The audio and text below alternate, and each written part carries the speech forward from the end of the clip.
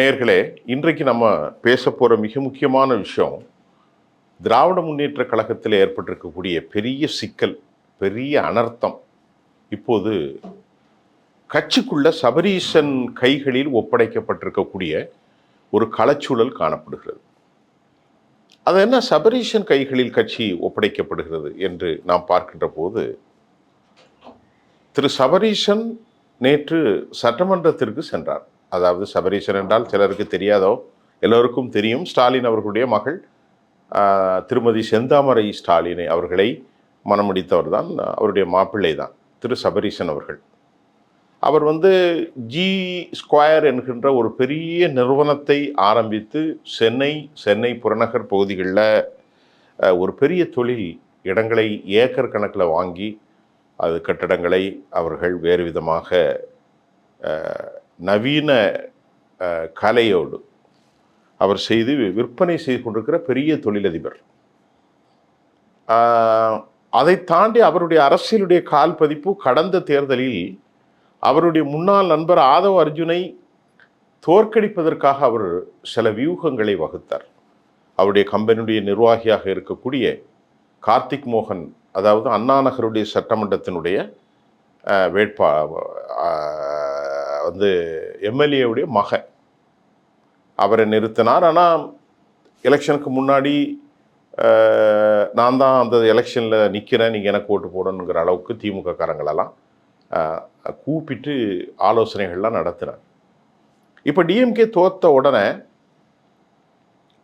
கட்சியினுடைய பெரும்பான்மையான பொறுப்பாளர்களும் கட்சியை விட்டு வெளியேறி இருக்கிறாங்க. அதாவது நீங்கள் சொல்லப்போனால் ஒன்றிய செயலாளர்கள் 113 பேர், மொத்த ஒன்றிய செயலாளர்கள் 1000 பேர் இருக்கிறாங்க.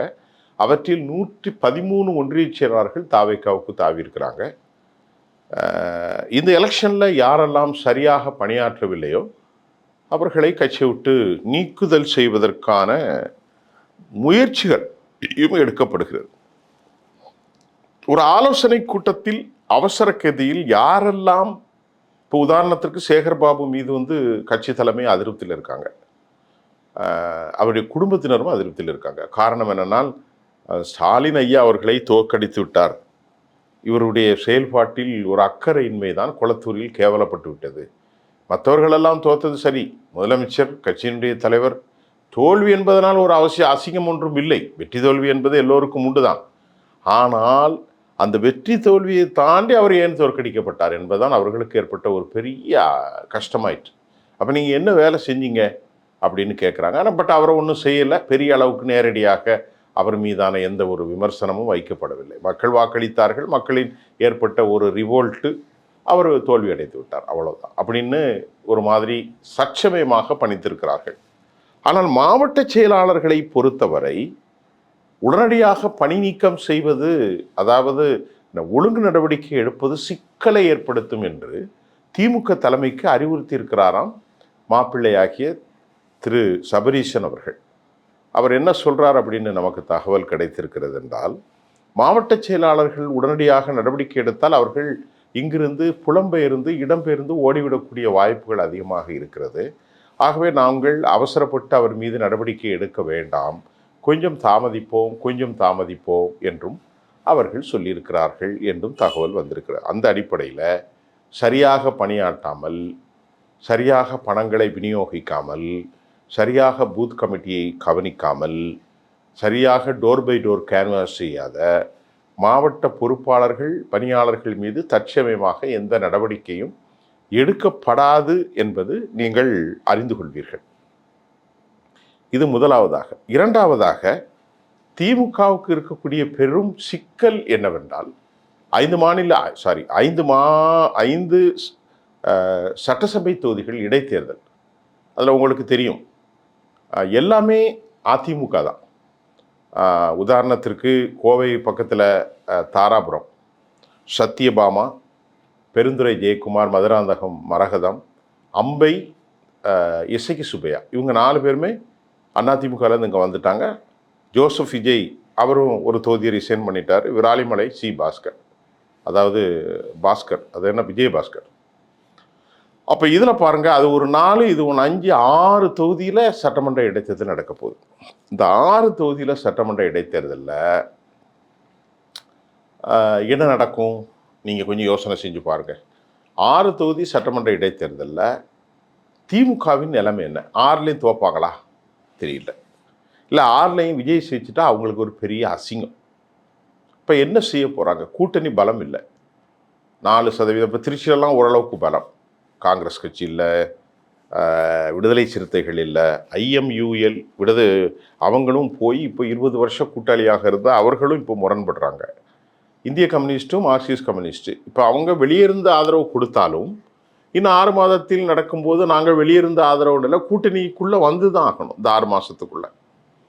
அது மட்டுமல்ல, அதிகாரத்தில் பங்கு என்ற நடைமுறையை திமுக இதுவரைக்கும் செய்யாததை ப்ராக்டிக்கலாக செஞ்சு கொடுத்துருக்குறாங்க இவர்கள். உடனடியாக தோழர் வன்னியரசுக்கு பதவி கொடுத்துருக்குறாங்க, நல்ல அமைச்சரவை இலாக்கா கொடுக்கப்பட்டிருக்கிறது, ஷாஜஹானுக்கு கொடுக்கப்பட்டிருக்கிறது, காங்கிரஸில் 2 கொடுத்துருக்காங்க. இப்போ நகராட்சி, பேரூராட்சி, மாநகராட்சி, ஊராட்சி, உள்ளாட்சிகளில் இத்தனை சதவீதம் வாங்குவதற்கு எல்லா கட்சிகளும் தயாராக இருக்கிறார்கள். காங்கிரஸ் தயாராக இருக்கிறார்கள், சிறுத்தைகள் மற்றும் இந்திய யூனியன் முஸ்லீம் லீக் எல்லோருமே வந்துடுவாங்க, கம்யூனிஸ்டுகளும் கொடுப்பாங்க. அப்புறம் இங்கே நாங்கள் ஆதரவு கொடுத்துட்டு அங்கே போய் கூட்டணி வைப்பாங்களா? அது சாத்தியம் இல்லை. கம்யூனிஸ்ட்டு மார்க்சிஸ்ட் கம்யூனிஸ்ட்டும் இந்திய கம்யூனிஸ்ட்டும் நாங்கள் பார்த்துக்கிட்டு இருக்கோம்னு சொல்கிறாங்க. அதற்கு பிறகும் மதச்சார்பின்மை இதுதான். பிஜேபியோட சேரலை, பிஜேபியுடைய கொள்கையில் ஒன்றும் அவர்களுக்கு ஒப்புதல் இல்லை. பிஜேபிக்கு எதிரான மதசார்பற்ற சக்திகள் இங்கே இருக்காங்க. கம்யூனிஸ்ட் இருக்குது, எல்லாரும் காங்கிரஸ் இருக்குது, விடுதலை சிறுத்தைகள் இருக்காங்க. ஆனால் அடிப்படையாக இந்திய யூனியன் முஸ்லீம் லீக் இவங்க எல்லாரும், இந்த 4 பேருமே விடுதலை அவங்களோட சேர முடியாது, சேர வாய்ப்பே இல்லை.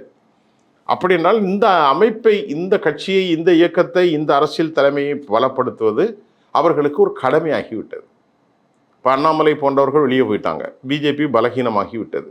எடப்பாடி பழனிசாமியின் தலைமையில் அது பலகீனமாகிவிட்டது.